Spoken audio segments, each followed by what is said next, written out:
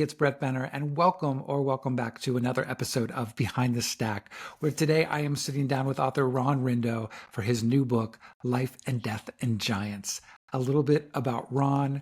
Ron and his wife Jenna live on 5 acres in Pickett, Wisconsin, where they care for an orchard of over 20 fruiting trees and bushes, including apples, peaches, currants, and blueberries, along with large vegetable and flower gardens, and a friendly flock of laying hens. His fiction and essays have appeared in a wide range of journals and magazines. He's published 3 short story collections and a novel, Breathing Lake Superior.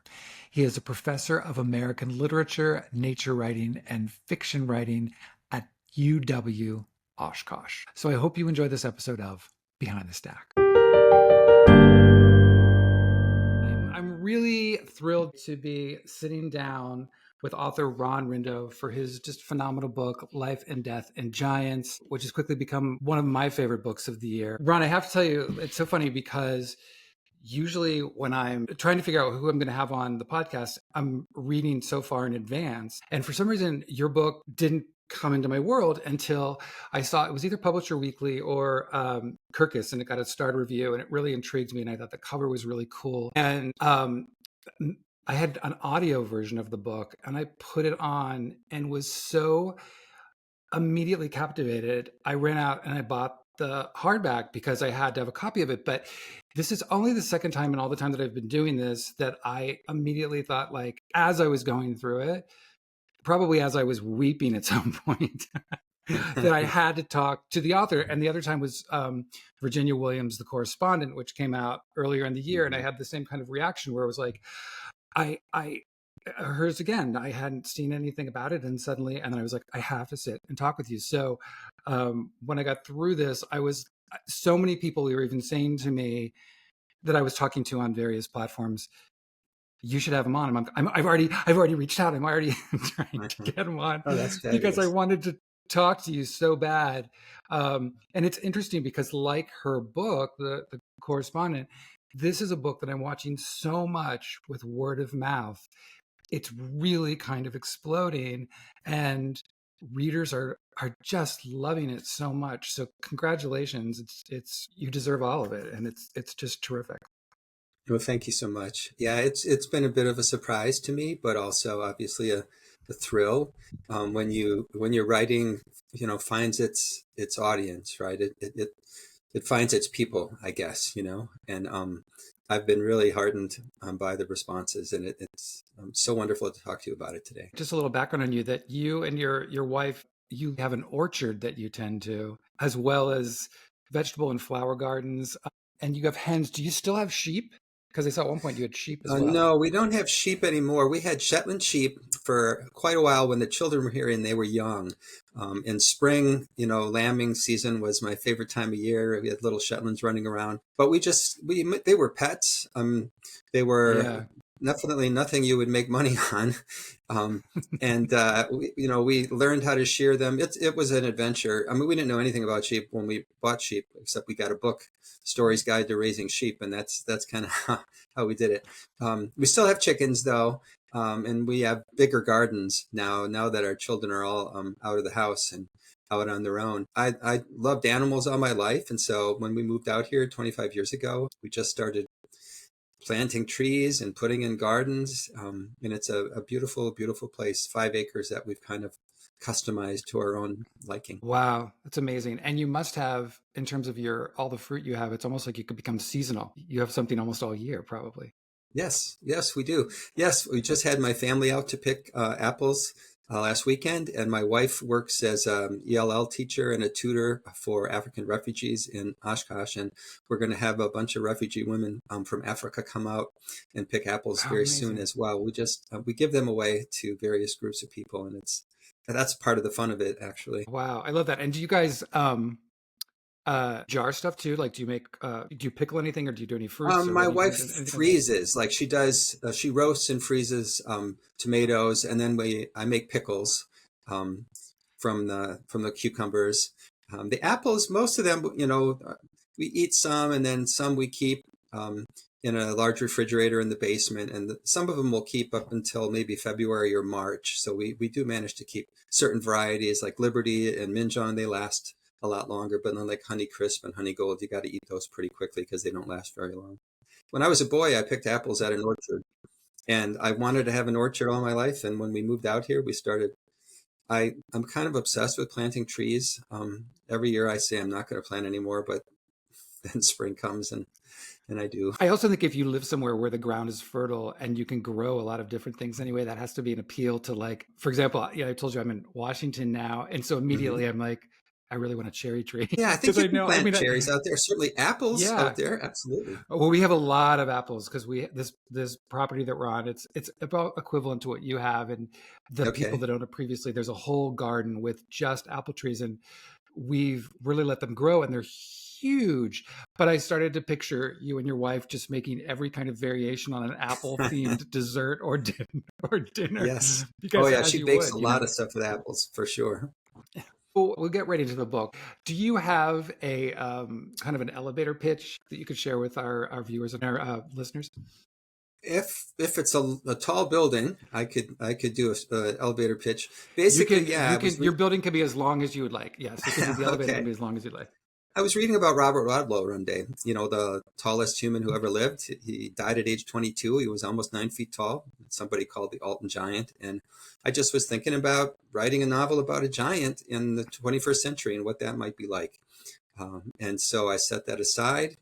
I wrote the first prologue, first version of the prologue. I think that it's like the fifth version of that in the book now, the birth of Gabriel. And then I Mm. didn't really know where to go from there. And so I set that aside for a while until I was out on fishing on the McCann River, river that's in the book. I see a lot of Amish buggies going by out there. And that's what happened. One evening I was fishing on the water and an Amish buggy went by, and for whatever reason, it made me think back to the novel again. And I just thought, you know what?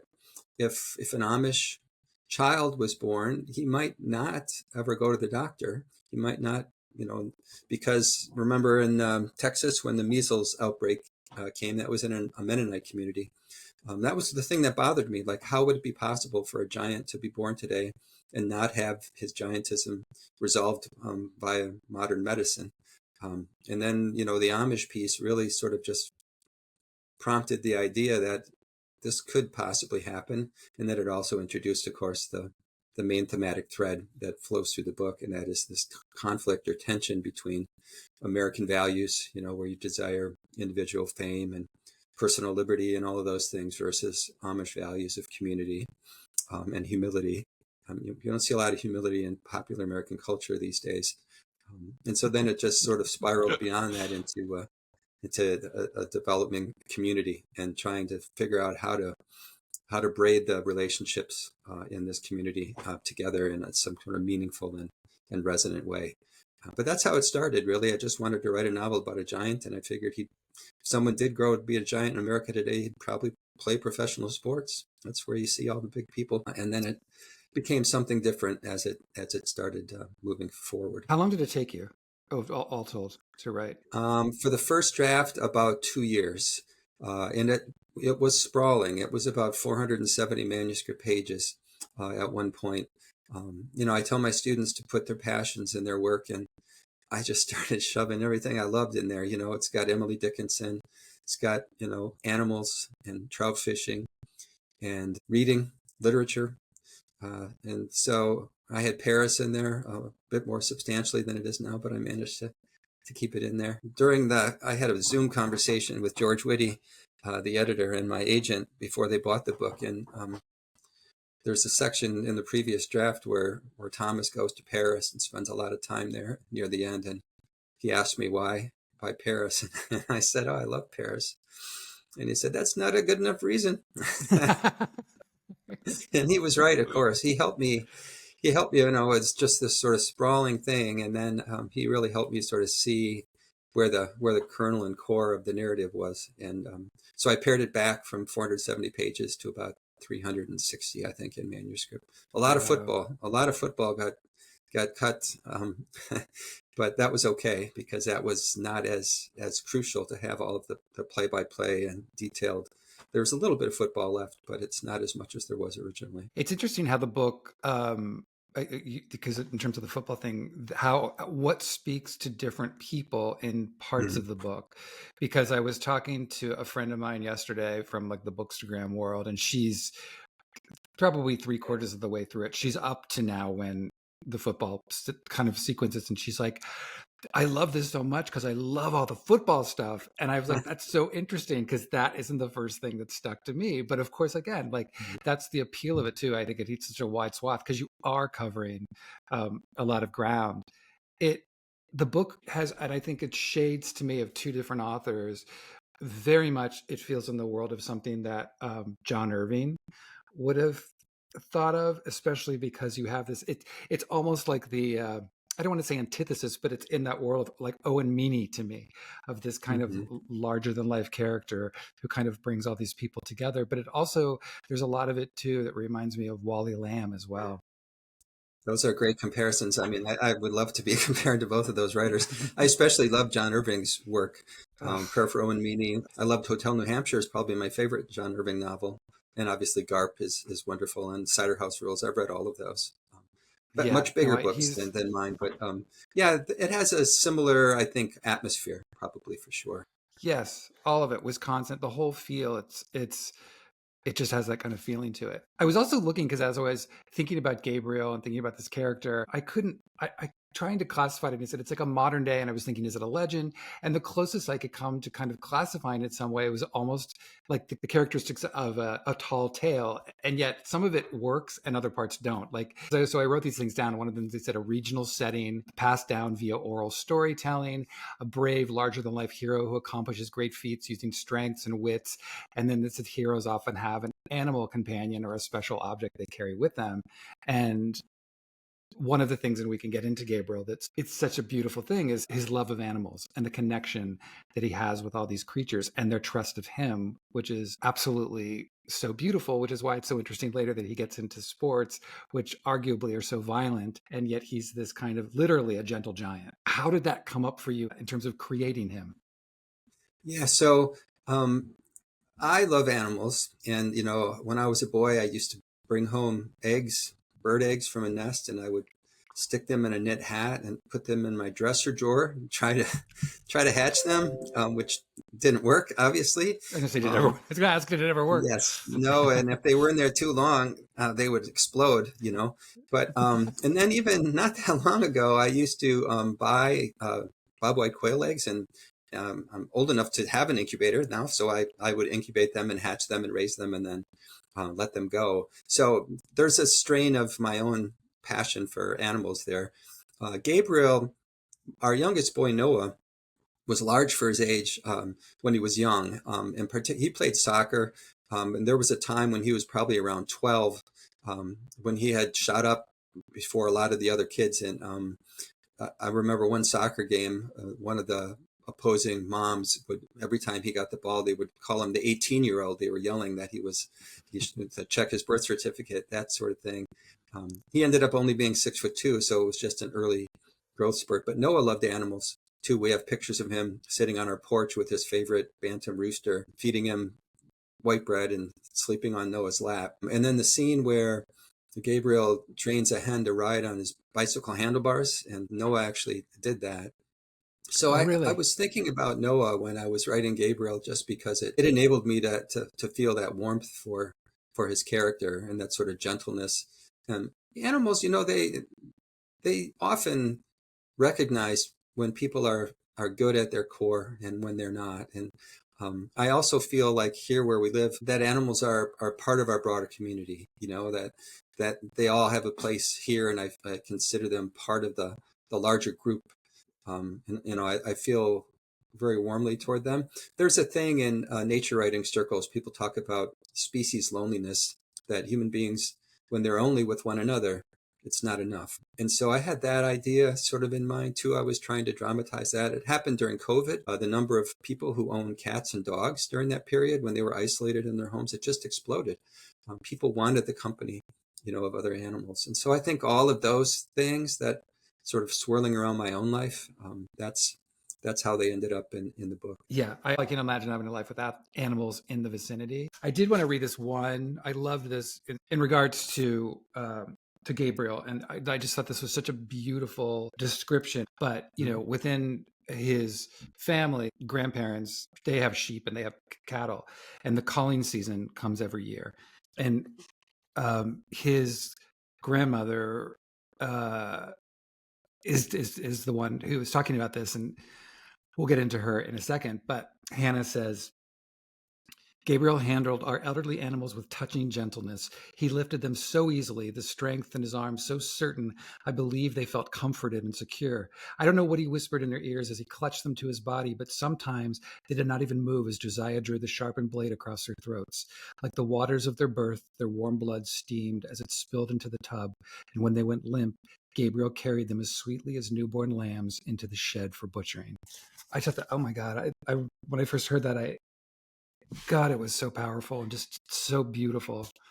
I want to get into Hannah because for me, she was the heart of this book, and I loved her so much. And I also just have to give a shout out to the woman who reads it as well, who did such a remarkable job. Where did she come to for you? Who was she? I'd love to hear your thoughts about her. Just, I think she's so incredible. Yes. Thank you. Hannah's my favorite character too, by far in the book. And I almost think of her as a real person now because while I was in her and with her, that's one of the great things about writing that I've gotten from it. I was mostly a short story writer most of my career for, a variety of mostly practical reasons, really. It's hard to write a novel when you're raising 5 children and teaching and all of that. Yeah, her voice just came to me. I was, wondering how I would start telling the story. And once I decided it was going to be, Gabriel was going to be Amish. Hannah's based on a different woman from a different time period. In the 17th century, there's a poet named Anne Bradstreet who lived in Massachusetts Bay, and she was a Puritan. So she comes from a slightly different background than the Anabaptists who came out of Switzerland, and it's where the Amish come from. But they essentially have the same sort of dogmatic core, that notion that you're living for the next life, not for this one. But what I love about Anne Bradstreet and what many people have loved about her is that even though her poetry always takes a turn toward that idealized sort of Puritan theology, it's clear she loves life on earth. And there's a marvelous poem called, here are some lines upon the burning of our house, 1650. Her house burned down in 1650. And there's a poem where she's walking through the rubble and the ashes of all these beautiful things that she once owned. And it's clear that she loves those things so much, and she's never going to get any of them back. And you get to the very last 2 lines of the poem, she says, "The world no longer let me love, my hope and treasure lies above." But she doesn't really believe that at that moment.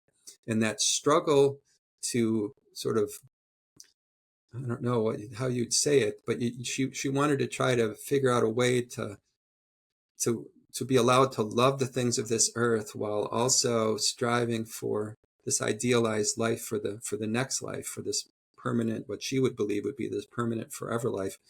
And that's really the struggle that Hannah has. And even some of Hannah's language, right, where she's seeking affliction, that was a very common thing for devout Puritans. They wanted to be tested. They wanted their faith to be tested. And so sometimes they'd look at their neighbors struggling with hardship and wish that the Lord, they would say, would provide it for them. But Bradstreet also wrote these beautiful letters to her children where she acknowledges her own doubts. She says, how should I know for sure if God is real and if this is a real thing I should be devoting my life to? So Hannah's struggle for me grows out of my reading of Anne Bradstreet there, and of course. Emily Dickinson is a writer that I've loved and admired all my career, and I've taught so many of her poems. I know so many of them by heart. And she sort of opens the door to the secular world for Hannah. And then, of course, when she starts reading literature, she realizes that the Amish life that she's been living, while it provides her with certain comforts, it's safe, right? I always use it. It's like, being encircled by these arms, keeping you safe. But then those arms are also a kind of prison too, that they're not letting you move out beyond and explore your own desires and your own interests. And so that's what she's grappling with throughout the book. And of course, Gabriel, on the other hand, he goes the other direction, right? He pursues worldly fame and fortune, and he acquires both of those things. And Hannah's trying to just find her own way. So, yeah, I mean, her personal struggles are really at the core of the book's themes, I think. I admire her so much. To me, she's a kind of an aspirational person. She's so self-conscious, and she's always trying to be better. And she's always puzzled when she makes the wrong decisions, and yet good things come from them. And so, yeah, I mean, a lot of people have reacted that way to her. And I'm happy about that, because for me, she's a really, really important character. Well, and I think something that she touches on, it did for me, and I think for a lot of people, it is what you're talking about, which is the struggle to want to be good, to want to do the right thing, but also to be kind of in your faith and what your faith tells you, and that struggle with some kind of, for lack of a better word, dogma, and what your faith is telling you is one thing, but what you're seeing in front of you is quite another, which I think is such a Correct. real struggle for so many people, especially when it comes to religion. I think that happens a lot. Mm-hmm. Were you raised in a religious home? I was. I was raised Catholic. I went to a Catholic school just up through fourth grade, and then was sent to a public school thereafter. So it wasn't like super devoutly religious in any way. It was sort of Wisconsin Catholic, go to church on Sunday, root for the Packers on Sunday afternoon, that kind of thing. That sounds like Pittsburgh Presbyterians. So Probably the same. Yeah. it was exactly the same. And you'd watch the sub Steelers Yes. for Packers. And there you go. Do you have a favorite Dickinson poem? I think so. I think probably The Brain is Wider Than the Sky, I think, is probably my favorite. Mm-hmm. You know that one? The brain is I wider don't. than the sky, for put them side by side. The one the other will contain with ease, and you beside. The brain is deeper Mm, than the sea, for hold them blue to blue. The one the other will absorb as sponges buckets do. And then the great last quatrain. The brain is just the weight of God, for heft them pound for pound, and they will differ if they do, as syllable from sound. So, of course, they don't wow. differ at all. The brain is God, right? Emily Wow. Dickinson. That's my favorite Dickinson Amazing. poem. Back to the Amish community. Um, this thing was also fascinating to me. I grew up in Pennsylvania, and all of my relatives lived near Scranton. And so when we drive from Pittsburgh to Scranton, we'd always go through Amish country. But I think for a lot of people, the only knowledge or information they might have had is, watching the movie Witness, Yeah. which is, by the way, a fantastic movie. It is a good movie. Fantastic movie. But I was surprised to learn that there was such a sizable Amish community in Wisconsin. Two things that that the book told me about, which if you could just talk about, which is so interesting. One is, what is Rumspringa, and the idea of that, which I found fascinating and had no idea. So I wondered if you could talk to our listeners and viewers about that for a second. And the other thing is, which of course is kind of how the book begins, is you'll have to correct my pronunciation, but is it Maidang? Maidang, yeah, Maidang, the string Maidang. Maidang, the shunning. Mm-hmm. Yes. Yes. Would you talk about both of those just for a second? Sure. So Rumspringa, certainly among non-Amish, it's probably more misunderstood. It's pretty much their understanding of adolescence, and they recognize that adolescents are going to just go out and do dumb things, right? It doesn't matter whether they're Amish or not Amish. Teenage and older teenage children, boys especially, make poor decisions, and they allow for that, right? They acknowledge that this is a time in their life when they're going to explore their own independence, and they're going to move out into the world. In some Amish communities, they smoke pot and they drink, and sometimes they buy old cars to drive around. There is this sense that they need to explore that freedom so that they don't regret when they become baptized, because once you're baptized into that community, then you can't leave. Then that is that. If you leave, then you are not allowed to come back, essentially. So prior to baptism, they allow some freedom. usually, when you're age 15, 16, 17, right before young adulthood. So I think it's more just an acknowledgement of that adolescent acting out, that they expect it, they allow for it, and they hope that when the kids get a little older, that they'll realize that that isn't the way that they want to pursue their life, and they come back and they're baptized into the community.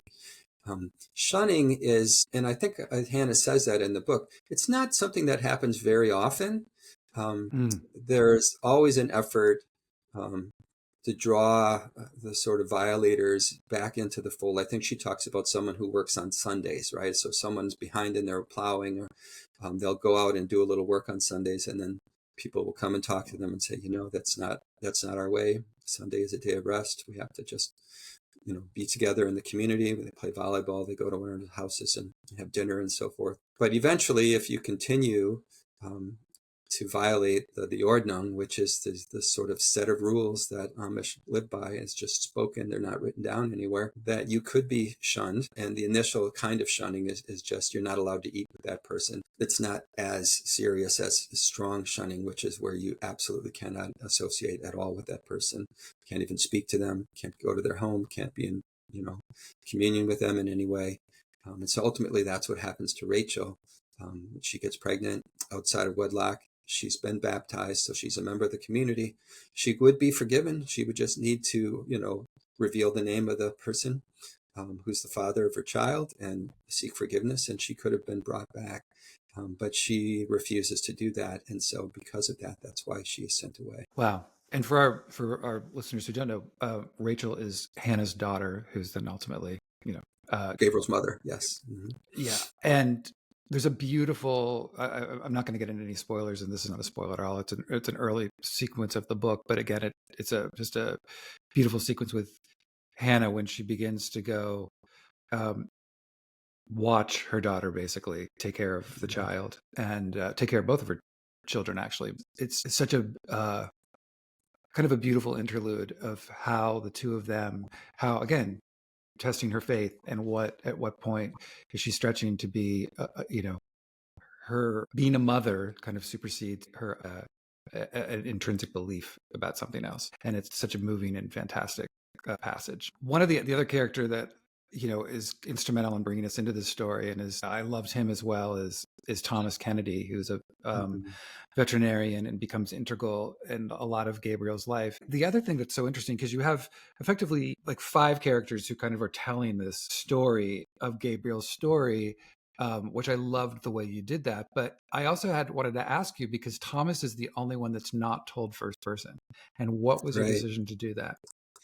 I thought that I needed a little bit more room in terms of the narrative. I needed to be somewhat omniscient at times, maybe is the way I would phrase it. So the opening scene, the prologue, is in third person. It's Thomas's point of view, but it's also a little bit, larger, right? It comments on other things. The issue with first person is, when you're writing first person, it allows, the great thing about it is you get to create this voice, right? And you become this other person. So it involves not just this sort of ontological transformation where you become another person, but that voice is distinctive. And third person, but the limits are, in first person, you can only narrate things that you could actually see or hear yourself.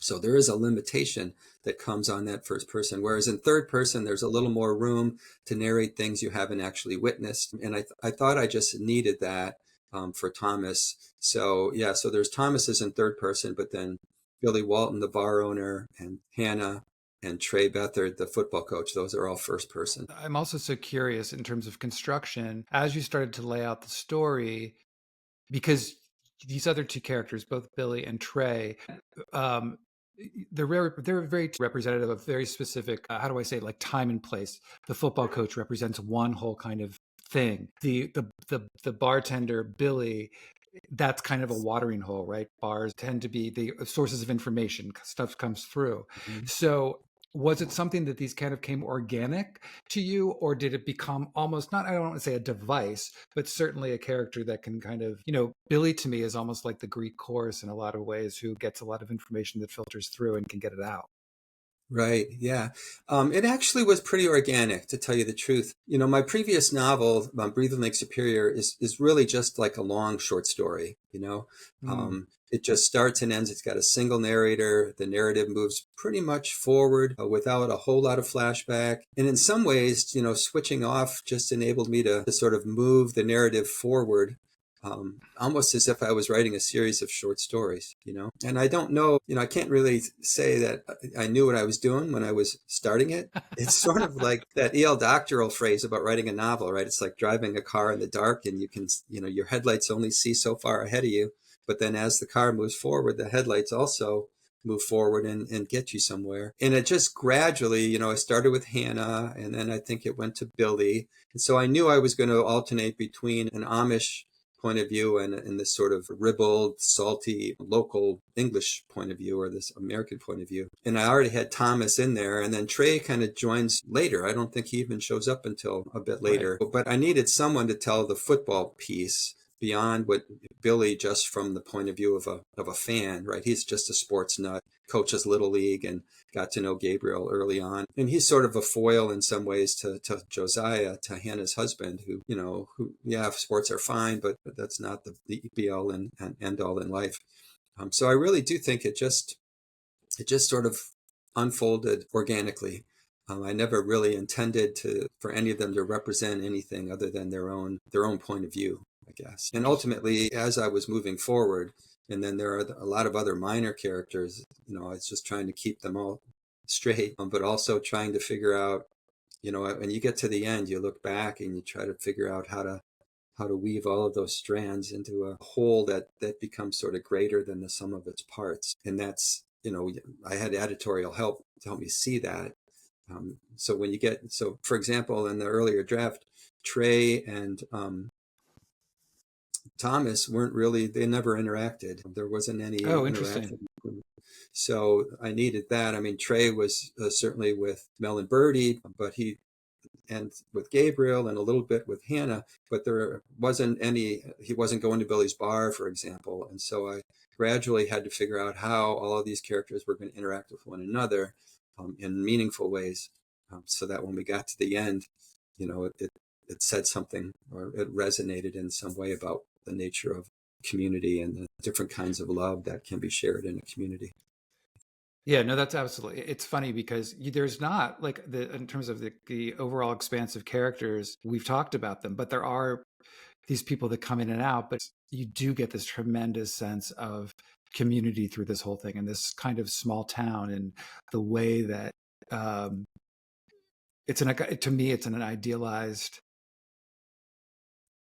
Well, I think it's what anyone who lives in smaller communities kind of understand. I mean, I'm seeing it now just where I've moved to, coming from Los Angeles to a place that has 24,000 people total, and but there is just a different thing, and that's what it reminded me about you know just in terms of people looking out for people and caring about people, and that's so much of what this book felt in terms of this community. I love that so much, which is another reason why I think it's resonating with so many people. Gabriel's desires and kind of how he's looked at it's great. Can you talk about that for a second? Some of that's just deeply personal to me. I'm not technologically literate in terms of social media. I am on Facebook.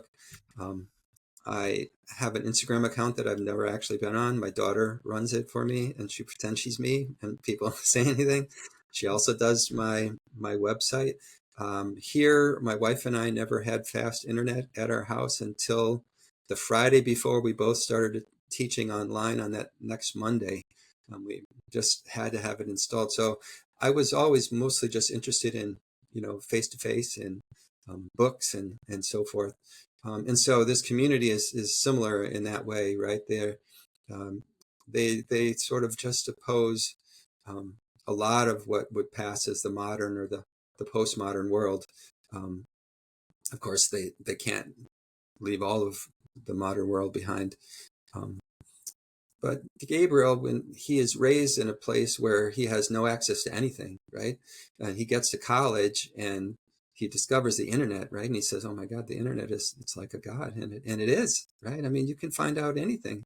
It is all seeing and all knowing. but it's also filled with misinformation, and lots of horrible things. And I'm not sure I mean, personally, I don't know if it's a net positive for the culture and the country. It allows people to be anonymously cruel to one another and to people they don't even know. And so, Gabriel has to navigate this new world on his own. And ultimately, he is sent around the world when he becomes famous um, by that same um, thing. And it's the football coach, Trey, has to write to him and say, look, everything you do is going to show up on the internet and it's going to be there forever. So, try to make better decisions than you're making at the moment. Um, so yeah, that whole tension is part of, I think, the difference between the Amish and the English worlds. Is there is a kind of isolation, and it's partly negative for sure, but there's something about living among people um, and talking to people face to face that I find very, very attractive, particularly in the age when so little of that is being done. So I wanted to try to dramatize that in some way. And that's what's up to on that. Yeah, it's such a weird time, and I've always said I think the internet is only as good as the person who is on it, or what their intention is, right? And Yeah, it can be used for great things and incredible stuff, absolutely. and as we've seen, it can be the complete opposite, and that's the hard thing. And if you're young, you have to be there or you won't ever meet anybody, Right. No, 100%. To kind of come full circle and wrap up, there is something that's very comforting about this book to me. And I think it's because of so much what we've been talking about. But there is something, it's incredibly moving. There are, incredibly sad things happen, but there's so much beauty in it as well. And it as well. And it also, um, it makes me feel, it made me feel, I should say, hopeful, and also this belief that people are good and people want to do the right thing, and life is complex, and the decisions that we make aren't always easy, but I don't know, I just thought it was a really, really, really um, beautiful, beautiful, beautiful book. So Thank you so much. Thank you so much. I really appreciate that. And yeah, I mean, a lot of hard things happen for sure in this novel. But I think, can't remember. I think Wallace Stegner said it. He said, "Change is the secret theme of all literature." And you've got 4, 5 really main characters here, all of whom go through over the course of their lifetime a really substantial change. And I think that's also what people react to when you get to the end. You feel like you've learned something about life, which is what a novel should do, I think. Right? yeah, and even going back to like Aristotle, the whole Yes. character's journey, and the reversal, and where do Mhm. they come out of this at the end? And all of these people are so affected. And again, I go back to Hannah and think her through line is so beautifully drawn, and the journey that she makes and takes. And this is not giving anything away except for people who've read it. I'm just going to say there's one moment when she pulls her hair down, and it is such a incredible, Yeah. beautiful, significant moment. But just with writing that one single gesture, it just conveyed so much. That's one of those moments to me that if I was watching that, and it is very cinematic even in your writing of it, but if I was watching that in the theater, it's like, wow. I would wonder if that was in the writing or that was the actress who thought of that moment. And it's so great. Had you ever thought, I just have to ask because this is the casting director in me, for her in particular, who you would want to play her? I really haven't thought about that. Um, it would have to be someone older with gravitas who could communicate both her sort of her resilience and her um, humility, but also she's capable of sort of great power too. Um, do you have someone in mind? I don't know who that would I be. don't necessarily. Completely. I mean, I would really have to think about it. I mean, I don't know necessarily, because there's some part of her that I viewed her always as a physically diminutive woman, just a small stature, but just formidable, Right. and hardy. And they'd have to be, because of the way your life is, and you don't always have these Yes. creature comforts. So it is someone who, in some ways, is a smaller woman to me physically, but just has that kind of spirit. Maybe So I an don't know. older Holly Hunter, an older Holly Hunter. Yes, Yeah. yes. It's funny because my first thought wasn't in a Y. It was like in some world previously, like Sissy Spacek, Oh but yeah, her Holly too. Hunter. Now suddenly we're getting into all these Southern women, but yeah, Right. it's that kind of feeling. Well, folks, please go out and get the book. Buy Independent if you can. It's so wonderful. I will also just say, as someone who did listen to the audiobook, it's a treat on audio as well, with a I think it's almost a full cast, but It's a full, yeah, they call it a full cast. Yeah. Four different yeah, four different narrators. it's really wonderful. But Ron, congratulations! I'm so excited to see what you think up next, and maybe you should have your daughter start posting some of the baked goods that your wife makes on your Instagram post. Maybe I should. I know I in particular, as someone who loves sweets, would be very interested in seeing what you guys come up with, She's a like very what your good baker, and harvest. she makes a Okay, lot of well, great very stuff with good. apples. It's true. Yeah. There you go. I mean, maybe she can make, a Gabriel tart or something like that. Oh, that So, would be great. but thank you again. This was so great, Thank you so and much, Brett. have a great. I appreciate it.